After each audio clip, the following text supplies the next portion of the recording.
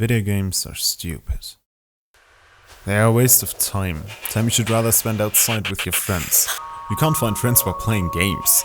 Not real friends, at least. It's just stupid, you're just fooling around, it's nothing serious. It makes you violent, it's a waste of time, money and energy. It's not worth anything. We all heard statements like these before. Friends, family members, or complete strangers on the internet telling us how stupid our favorite waste of time is. But here's the thing. Video games are the greatest form of media available. They tell stories in a way movies, books or operas never could. They are the best thing after a hard day, and they may just be my favorite thing in the whole wide world. I met friends, real friends, while playing games. I explored many universes and read so many books just because of video games. I have so many great memories connected to the games, the characters or the fun I had with my friends while playing them. I don't want people who don't like video games to suddenly change their mind and game all day. I just want them to understand and accept that for me, and for so many others out there, they are so much more than just games.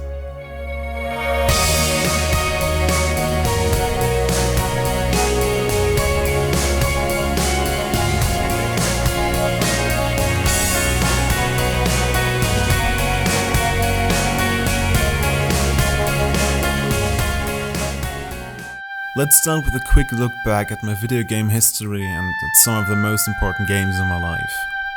It all started with this beautiful sound. No wait, I think it was this. Yeah, no, was it?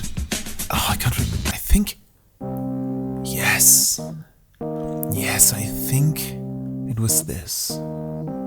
To be honest, I can't really remember what my first video game was. I just remember that it was either Tomb Raider, GTA 2 or THPS 2 for the first PlayStation. My dad got it for me because, you know, divorced parents need to fight for their kids' love and all. I quickly became friends with the kid next door at my dad's new place and we spent hours and hours playing these 3 games. Later the Smurfs, Crash Bandicoot and some scary dinosaur game added to the mix. We tried to find all the gaps, pass all the kill frenzies, and we even tried to beat Tomb Raider using only pistols. And when we failed enough times, we went outside to practice those dope tricks we saw Tony Hawk and his friends do. Fast forward a few years and one PlayStation generation, you can see pre-pubescent Saber playing Need for Speed Underground 2, Tony Hawk's Underground or GTA San Andreas all day during the summer holidays. The guy at school overheard me talking about my new PS2 and he asked me, "Hey, do you mind if I come over after school and you show me your PlayStation?" And I was like, "Yeah, sure."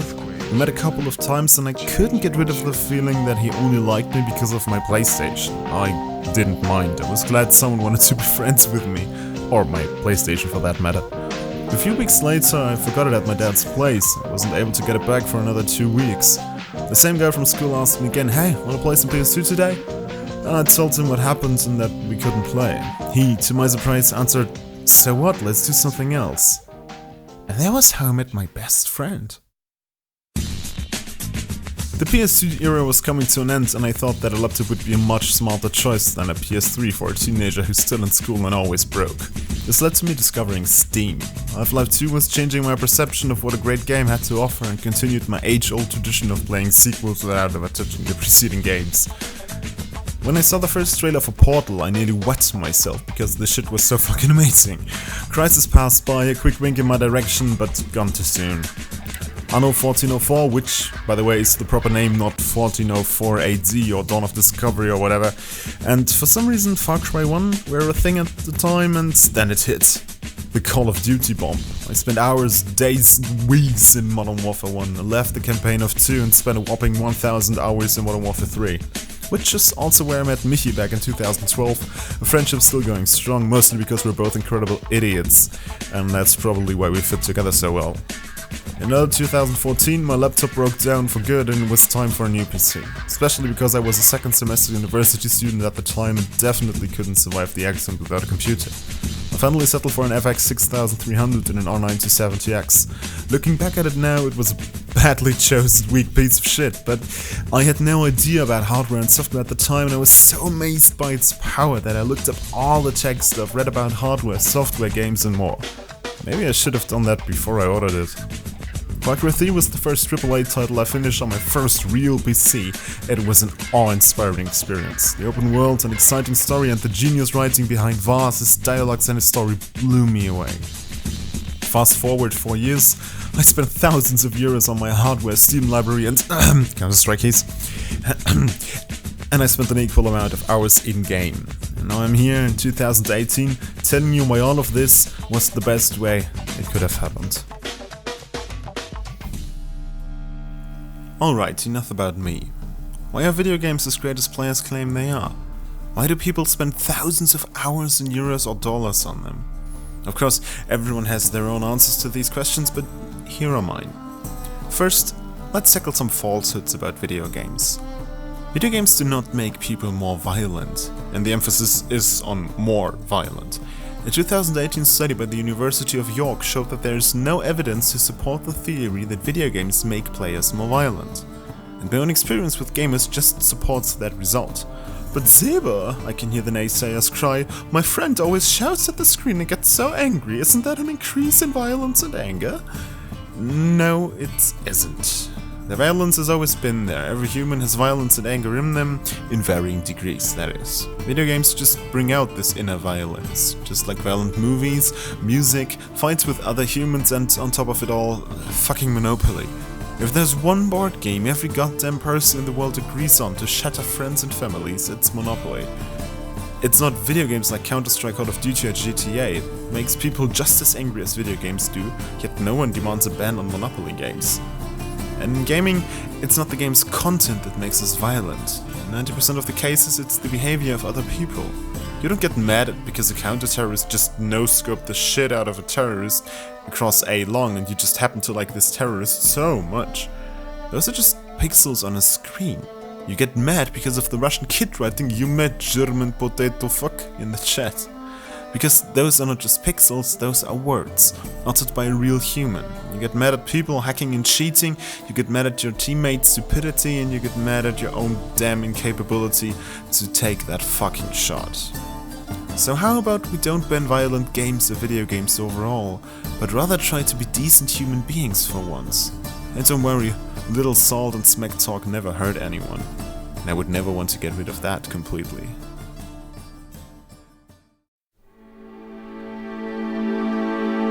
So, I just talked about Counter-Strike characters just being pixels. A sentence I've heard quite often while playing games like PUBG, Counter-Strike or GTA is, "Don't you feel bad for the people you're killing?" No, I don't. Because they are just pixels on a screen. They are not people. In a way, I, as a kid, was able to distinguish between real life and video games better than my mom did when she asked me how I was not feeling bad for shooting all these people. But the inability to distinguish she projected on me never was the issue. The issue was that she, as many others, wasn't able to distinguish herself. At least, that's what I think it is. I tried to explain to her that I don't feel joy in killing people in PUBG, but I feel joy in being able to control my character better than all the other 99 players on the map. And she said, "Yeah, but why do you have to kill people?" There it is again, people. It's a contest, displayed by video game characters. Counter-Strike is not about killing, it is about pushing the right buttons at the right moment, doing it better than your opponent. The fact that it's represented by two human-shaped characters is just a coincidence. Rocket League, Counter-Strike, PUBG, League of Legends and all those competitive multiplayer games out there are basically about the same thing. Pushing buttons better than others. Don't get me wrong, there is a certain pleasure in games like GTA. Killing, destroying and stealing is just fun. It's deep in us humans and most people just don't want to admit it. GTA, just as many other games, allows us to do things we couldn't do in real life. Ha! I hear you say, see, you would kill and steal just like in GTA, you just don't do it because it's forbidden. Two things. First, it's also forbidden in GTA. That's why there is a pretty aggressive police force in the game that shoots and pursues you when you harm another human. I don't kill or steal not because it is not allowed, it is because I'm a decent human being. You can't blame me for going hog wild in a game because I can do things I'm usually not allowed to do. Humans derive pleasure from doing things they're usually not allowed to do.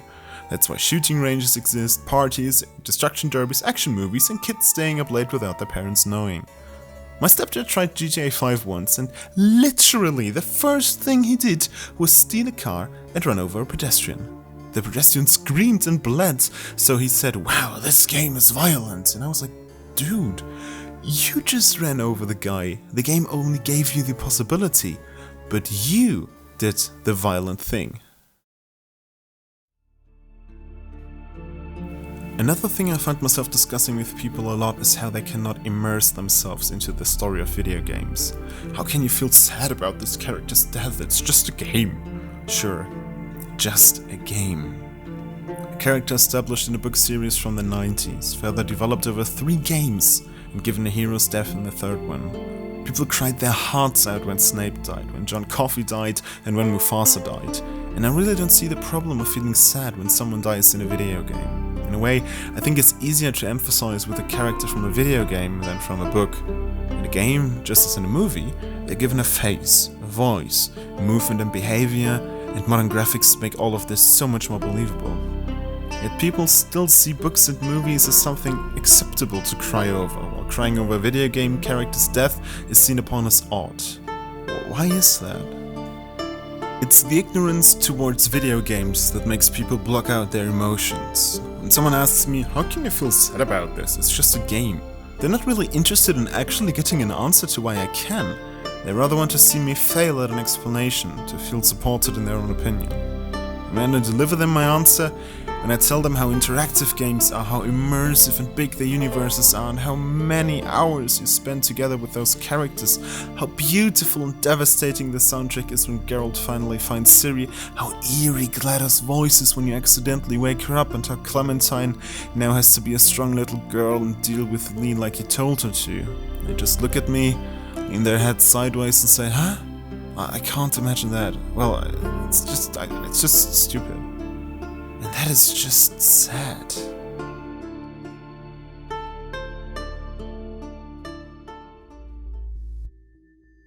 During my school internship, one of my colleagues always interrupted me when I talked to another colleague of mine about video games. He was so insistent on always arguing about how I waste my time playing video games and there are so many things I could be doing instead. But the thing is, I am doing other things. I really don't understand how people who watch TV or go to the movies see me playing video games as wasting time. I experience entertainment just as someone in a movie theater or on their sofa watching their soap opera does. Explain to me how these two scenarios differ. Me and my girlfriend get up at 10 o'clock on a Sunday, have breakfast and visit her ponies at the stable. We care for them, take pictures and take a long walk home. In the evening we take hot showers, prepare some delicious food, sit down on the sofa and watch 3 hours of Lord of the Rings. Second example. Me and my girlfriend get up at 10 o'clock on a Sunday, have breakfast and visit her ponies at the stable. We care for them, take pictures and take a long walk home. In the evening we take hot showers, prepare some delicious food, sit down on the sofa and play 3 hours of The Witcher 3. Little too hard? I'll tell you, there is no difference. My days are just as fulfilling as yours, even when I'm playing games instead of being dumped down by the TV program. You know what? There is a difference between the scenarios. In the end, the second one is much more fulfilling. And that's because video games are the most entertaining and interactive form of media there is. Like books, they tell amazing stories. Like movies, they show breathtaking scenes, and like music, they please your ears with incredible soundtracks. They contain the holy trinity of entertainment: music, visuals, and interaction. They allow us to decide for ourselves, to write our own stories, and to create whatever we want. It is, among other things, this interactiveness that sets video games apart from other forms of media.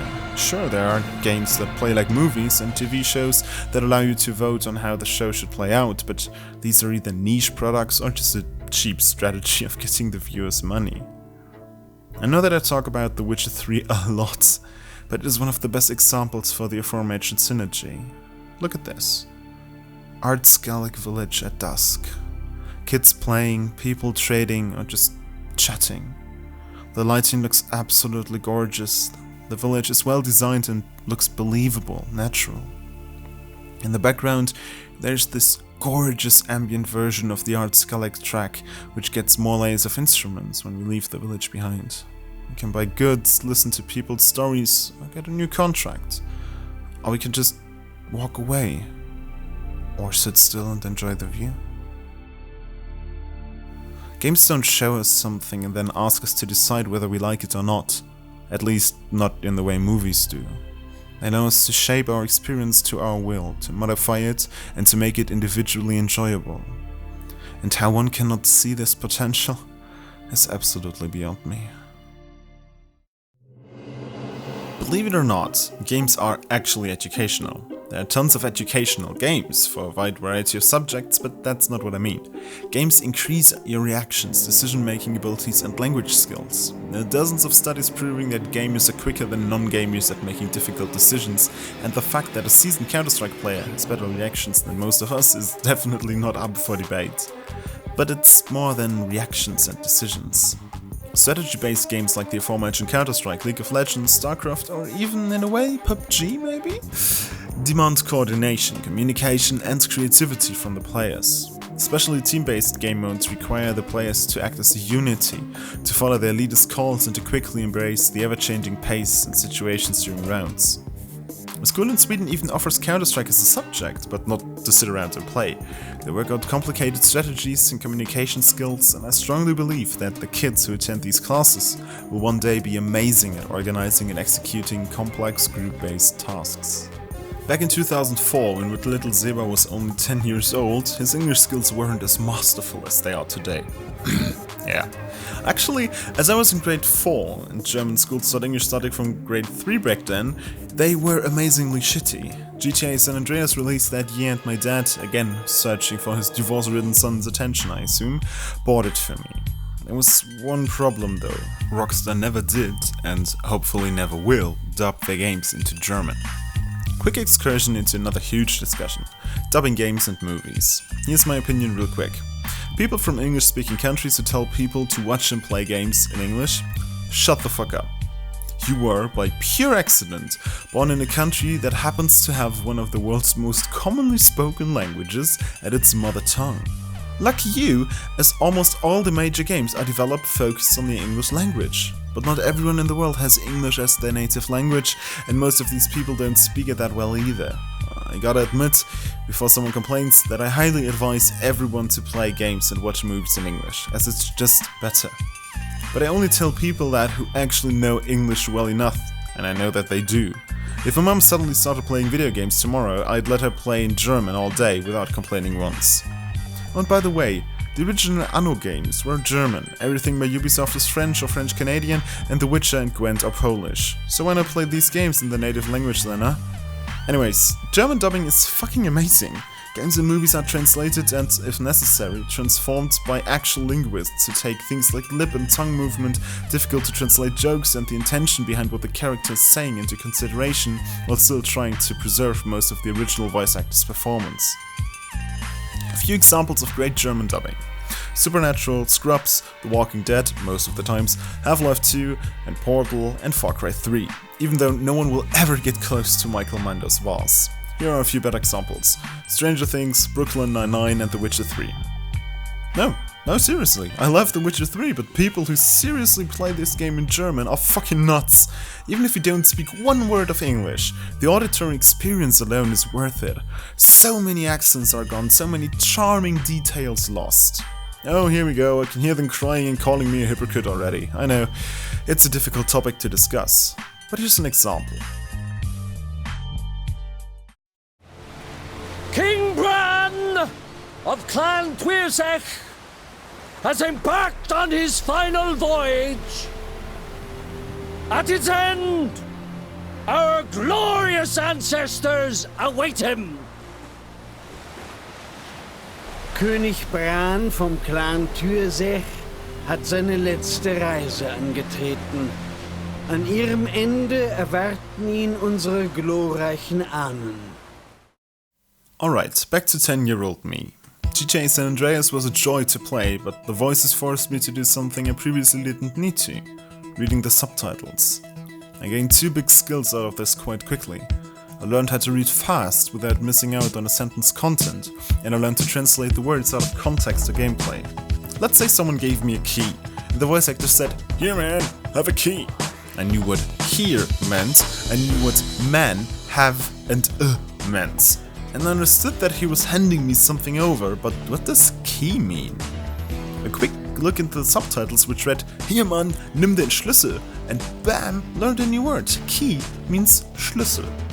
But what if I missed the subtitles because I watched the cutscene? Well, no problem, because in the next scene my character opens a door and says, "Thanks for the key," and I was like, oh, he gave him a Schlüssel, so key means Schlüssel. There's thousands of words I learned from video games. From common words like key, rivalry or cap to very specific terminology like dagger, muzzle flash or aperture. If it wasn't for video games like GTA that forced me to approach the English language like I had to, my skills would be much worse. So maybe the next time you start a game, just set the audio to English. Not even the text, just what you hear. It improves the language skills by a lot, and oftentimes provides a much better experience. And remember, don't play The Witcher 3 in German. I could write another 2,000-3,000 words about how great video games are, how I met friends while playing them, and how they improved my life in so many ways. Especially the soundtracks require much deeper insight, but that is a topic for a whole new video in and of itself. But I think I want to take another shot at making people understand that video games are incredibly deep, not only in their gameplay, but also in their story and universes. So here are just a few of my favorite examples where video games went beyond being just a game. Beware of spoilers for Far Cry 3, Metro 2033 and Last Light, Portal 2, Half-Life 2, Episode 2 and The Witcher 3. I'll put a timestamp in the video so you'll know where to skip to. After finally hunting you down, Rook Island's head of insanity, Vas Montenegro, teaches you a lesson on what real insanity is. Same fucking thing, over and over again. Expecting shit to change. That is crazy. But the first time somebody told me that, I don't know, I thought they were bullshitting me, so boom, I shot him. The thing is, okay, he was right. And then I started seeing it everywhere I looked, all these fucking pricks. Everywhere I looked, doing the exact same fucking thing. Over and over and over and over and over again. Thinking, this time is gonna be different. No, please. This time is gonna be different. I'm sorry. I don't like the way you are looking at me. Okay? You have a fucking problem in your head. Do you think I'm bullshitting you? Do you think I'm lying? Fuck you! Okay? Fuck you! It's okay, man. I'm gonna chill, man. I'm gonna chill. The thing is, alright? The thing is I killed you once already. And it's not like I am fucking crazy. It's okay. It's like water under the bridge. Did I ever tell you the definition of insanity?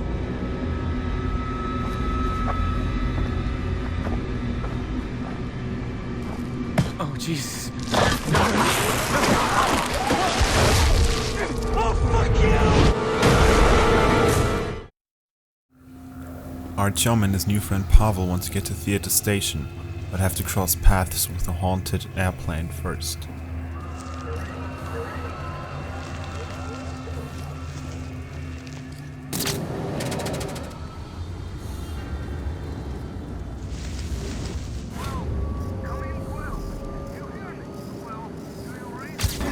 What the hell was that? Shit! We're losing power! Engines are down! Over tower! Flight 76715 here! Mayday! Ask them! Shit! The tower's gone! Connor! We're going down! Speed! The stars are down! I can't get a reading! Oh my god! Shit!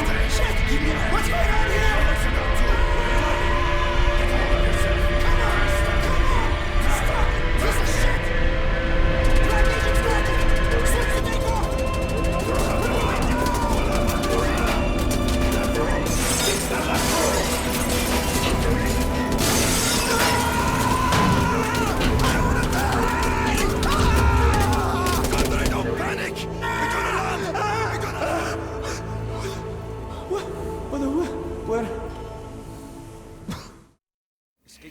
After an unknown amount of time in deep sleep, Chell was woken by the sympathetic but slightly moronic robot Wheatley.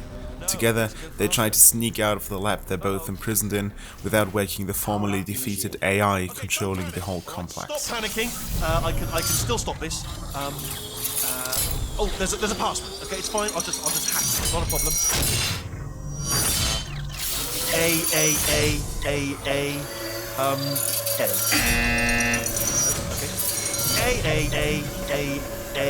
C. Wait, did I do B? Do you have a pen? Start writing these down. Power up, complete. I don't. Okay, listen. All right, new plan. Act natural. You've done nothing wrong. Hello! Oh, it's you. You know her? It's been a long time. How have you been? I've been really busy being dead. You know, after you murdered me. You did what? Oh no! No! Oh no! Ah! Okay, look, we both said a lot of things that you're going to regret. But I think we can put our differences behind us. For science, you monster. I will say, though, that since you went to all the trouble of waking me up, you must really, really love to test. I love it too. There's just one small thing we need to take care of first. In a world destroyed by the flames of nuclear fire, one young man must defeat the next big threat to what is left of humanity, the Dark Ones. But are they really as evil as they seem?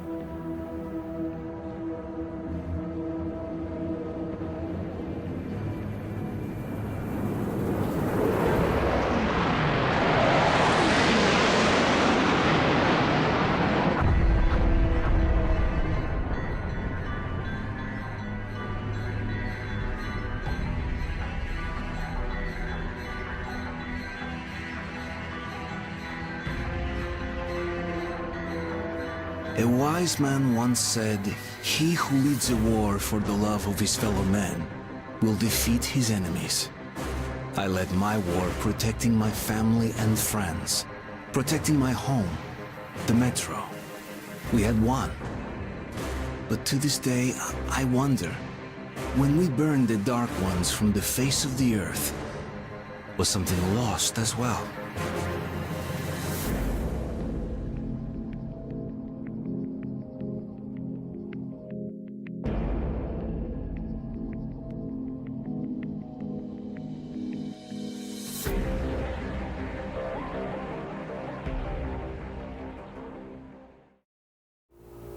It is done. The portal is closed, everyone's back together, and our heroes, Alex and Gordon, can finally go and search for the Borealis. I think so. Everything seems fine. Dr. Kleiner gave us the Borealis coordinates. We'll keep the hailing frequency open on the chopper radio in case Judith tries to reach us again. Good idea. She could well make another attempt. Oh no. Dad! Gordon! Help!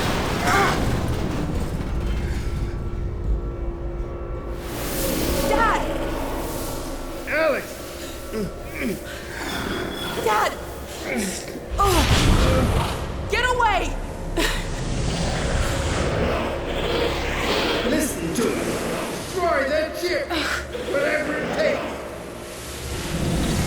Destroy it! Don't! Dad, look out! No! Dad! Dad! God damn it, let go of him!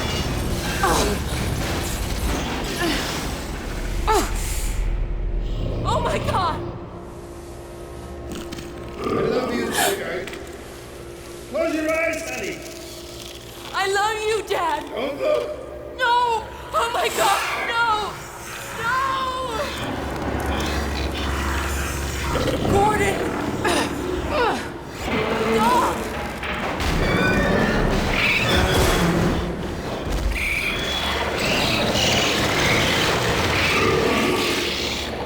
Dad! Oh God! Dad! Dad! Dad, please! Dad!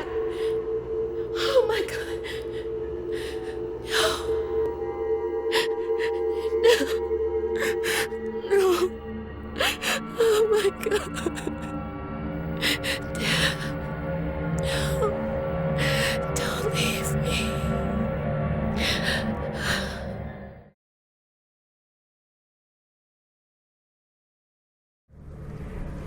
After years of searching for his daughter by choice, defeating monsters and escaping death hundreds of times, Geralt finally arrives on a mystical island where Ciri is supposed to be hidden.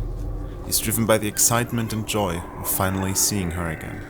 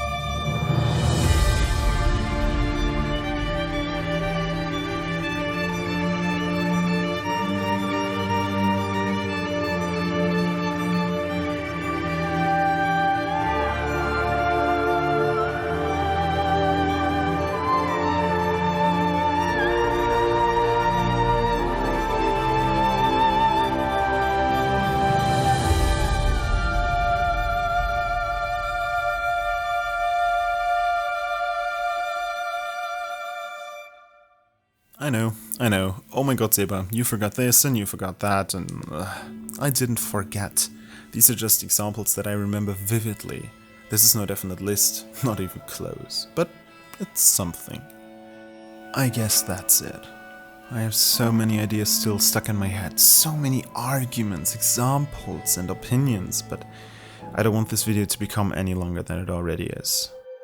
So there's only one more thing left to say. One more thing left to hope for. That video games never change. For years, video games have made people smile, laugh, cry and sing, kids and adults alike. They have taught us to improve ourselves, to have the endurance to achieve what we want to achieve, whether it is only to defeat those boss or to finally get better at English. They were there for us in our darkest hours. Geralt, Nico, Lara, CJ, Link, Samus, Alex, Ezio, Chell and so many more never let us down, never disappointed us. They took us with them into huge universes filled with life and amazing stories, full of interesting characters, places and adventures. They made us compete with each other, but in a good and fun way. They made us challenge our fears, what we can and can't do, and what we can but don't want to do. And we are so thankful for that. So many memories, friendships and emotions are connected to video games that I could never list them all. Cutscenes making us weep, soundtracks making us dream, and characters making us wish they were real are only the tip of the iceberg. I wish that games don't lose their focus, that developers don't forget what it's all about. It's about all these memories, these moments, it's about the huge communities behind games and their universes. It's about creating a piece of art. I get it, they need to earn money, they need to survive, but please don't mess this up. We will happily give you the money, respect and admiration you deserve, as long as you treat us with the same respect we bring towards you. Because you're lifesavers, you're joy bringers, and for some, you are family. A life without you would be incredibly dull and colorless. So in the end, there's only one more thing left to hope for. One more thing that we, no matter if you're a console or PC gamer, should all hope for. And that is that video games never change.